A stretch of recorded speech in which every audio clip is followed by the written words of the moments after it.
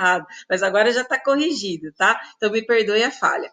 Mas eu terminei aí falando, então, contando o caso da Ciência Sem Fronteiras, né, que é um projeto que pela complexidade dele, por todos os stakeholders envolvidos, envolvia também muitos riscos, né, no projeto. Eles precisavam mapear, identificar e ver como que cada um deles ia ser tratado, mas eu acho que conclui aí toda essa questão dos principais pontos que a gente tem que tratar no gerenciamento de projetos públicos, que é a gestão do risco, da qualidade, do prazo e do custo, que a gente falou ao longo desses outros vídeos. Agora, eu vou finalizar a nossa aula falando de um mecanismo que faz muito bem esse papel de gerenciamento, não só dessas 4 áreas que eu detalhei, mas de todas as outras áreas que existem aí de conhecimento de gerenciamento de projetos, que é o pessoal do escritório de projetos. Quem é esse pessoal do escritório de projetos aí, gente? Quem são essas pessoas, né?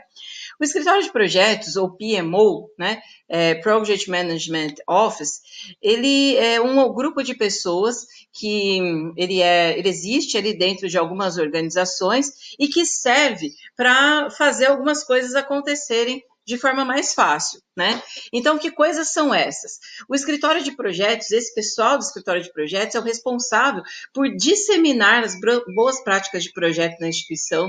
Então, é um pessoal que vai buscar modelo, que vai buscar ferramenta e vai dizer assim, olha, gente, vocês estão fazendo esse projeto aqui, usa esse documento, usa essa situação, né? Que eu acho que vai ser bacana para vocês. Então, um dos principais papéis é esse. E ao disseminar as boas práticas, eles vão disseminando também a cultura de gerenciamento de projeto no órgão público, né? Outra função aí do pessoal do escritório de projetos é padronizar a governança. Então, eles vão meio que centralizando as informações dos projetos e facilitando com que o controle, os indicadores de desempenho, eles sejam acompanhados. Então, tem esse papel também que é fundamental, eu falei agora há pouco da questão da gestão das comunicações, né? Como é importante a gente ficar dando informação, dando reporte para os stakeholders. E outra coisa bacana que eles fazem é justamente fazer o suporte para o gerente de projeto. Então, ele vai dizer, né, para o gerente de projeto quais são os pontos aí que ele pode melhorar e oferecer recursos também, fazer sugestões para aquele trabalho que o gerente de projeto está fazendo, que por natureza já é complexo, mas mais complexo ainda no projeto público. O pessoal do escritório de projetos, eles vão desempenhar algumas funções também, tá? E aí, quais são essas funções desempenhadas? Primeiro, eles vão servir como grande repositório das informações. Então, toda a gestão do conhecimento do projeto vai ficar lá. Então, toda vez que você for registrar uma lição aprendida, toda vez que você for registrar alguma mudança que houve no projeto, é lá que você vai deixar os documentos que fazem esse registro, com esse pessoal. Então, vai funcionar mesmo com um repositório. Por quê? Porque toda vez que você precisar daquela informação, é lá que você vai procurar, né? Quando a gente fala aí de fornecer reporte, é interessante também pensar que, assim, não porque administração pública, mas talvez porque seja da administração, né? Essa questão da padronização facilita muito os processos. Tudo que é meio padronizado, ele vai se repetindo e isso vai facilitando aí, inclusive diminuindo a curva de aprendizagem, né? Então, no escritório de projetos, o trabalho, uma das funções que eles executam também é padronizar a comunicação. Então, você utilizar sempre os mesmos meios de comunicação, os mesmos canais de comunicação para os mesmos tipos de mensagem que precisam ser vinculados. E aí, inclusive, a linguagem também é padronizada. É bom, né, ter um pessoal que faz isso pela gente, porque é muito difícil você ter que cuidar do projeto e ainda ter que lidar com essas questões que muitas vezes elas tomam muito tempo e também são bastante importantes para serem feitas. E na medida em que você serve como repositório de informação e você também serve como grande canal de comunicação do projeto, o escritório de projetos assume uma função muito importante dentro da governança. Por quê? Porque é ele que vai dar conta de dar transparência para o projeto, né?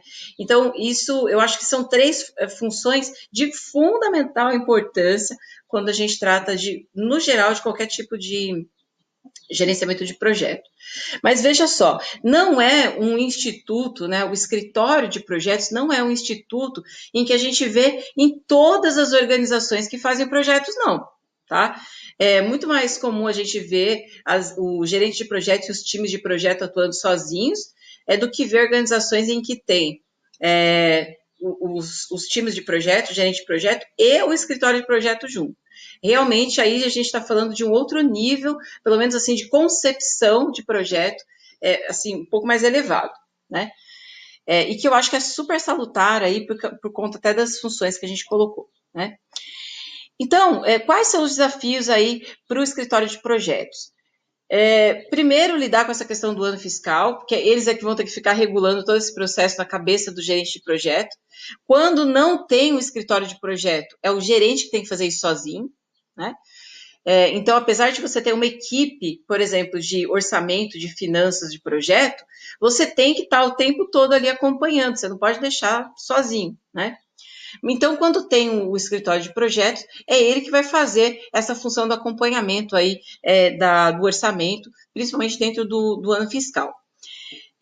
Ele também vai cuidar aí das fontes de recursos, então o escritório de projeto vai ser o principal buscador, digamos assim, de fontes de financiamento. Você libera o gerente de fazer isso, né?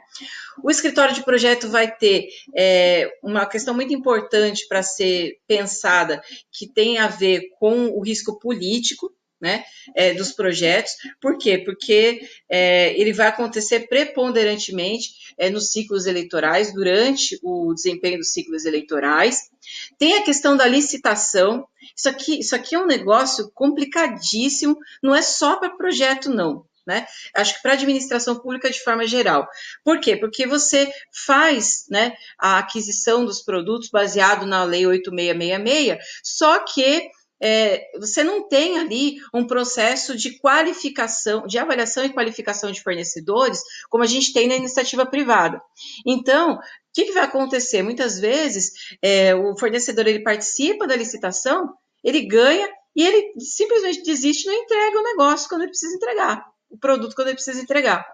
Então, quem que vai lidar com isso? O escritório de projetos. Então, vai tentar buscar, né, as situações que previnam esse tipo de atitude, por exemplo, dos fornecedores, ou que tenham aí, desenvolvam estratégias para poder mitigar os problemas que vão acontecer. Não tem como não falar, né? O escritório de projetos tem que lidar com as discussões burocráticas, toda essa questão de problema, de atraso, né? De vai para lá, documento, volta para cá, e o fulano tem que autorizar, e o fulano não está, tudo isso vai sendo também, tira um pouco das costas do gerente e passa para o escritório de projetos, e a diversidade e o conflito de metas, que é aquela história lá relacionada com os diferentes stakeholders que vão aparecendo. Então, ele acaba te puxando para ele muita coisa que fica nas costas do gerente. E aí o gerente fica liberado para cuidar do projeto mesmo, né? E não desses outros probleminhas que vão surgindo no decorrer da atividade. E aí eu falei para vocês que é uma prática que está sendo muito recorrente aqui no Brasil, né? Então, você vai ver em vários estados e em vários municípios acontecendo isso, né?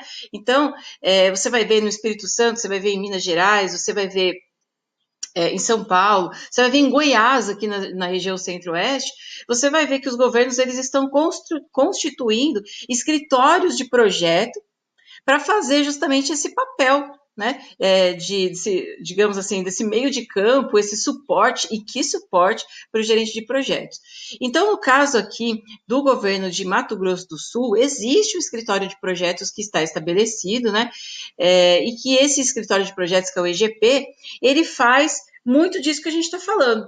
Então, essa imagem que você está vendo aqui é a imagem, uma parte, né, da imagem do site do escritório de projetos do governo estadual. E aí você tem aqui, por exemplo, os materiais que o escritório de projetos compartilha, né? Então, veja aqui embaixo, ó, documentos modelo, né? Esse documentos modelo é o quê? termo de abertura de projetos, que é a TAP, e o modelo de termo de encerramento de projetos. Então, todos os projetos que são tocados dentro do governo de Mato Grosso do Sul, que não tem ideia de como fazer, por exemplo, uma TAP ou um encerramento de projeto, tem aqui esse material que está sendo disseminado para as pessoas. Então, lembra que eu falei da questão das boas práticas de projeto? É isso aí, né? Então, a gente tem um instrumento, né? Tem um órgão, digamos assim, no estado do Mato Grosso do Sul, que faz isso para os projetos que estão aí vigentes, tá? É bacana a gente pensar isso, por quê? Porque é um suporte a mais para o gerente de projeto, que nesse caso é o gestor público, e que já tem aí bastante preocupações aí para desempenhar ao longo da sua atividade. Bom, era mais ou menos isso aí que eu tinha para falar para você nessa nossa aula. Tem aí um texto para você ler, que é de um case aí do estado do Paraná, relacionado ao escritório de projetos, e também tem atividade para fazer em relação a esse case, tá? Qualquer coisa, assiste de novo essas videoaulas, me manda e-mail, me manda WhatsApp, e a gente vai aí trocando umas ideias sobre isso daí que a gente tratou. Então, eu estou considerando meio que encerrada essa parte teórica, digamos assim, da nossa disciplina, porque não tem como a gente ficar falando de ferramenta de projeto sem a gente tocar nessas questões teóricas inicialmente, tá bom? Espero que você tenha aí, que eu tenha te ajudado a entender melhor tudo isso, e aí fico à disposição também para tirar as dúvidas quando você achar necessário, tá certo? Então, até a nossa próxima aula, um abraço virtual aí para você e até mais. Tchau!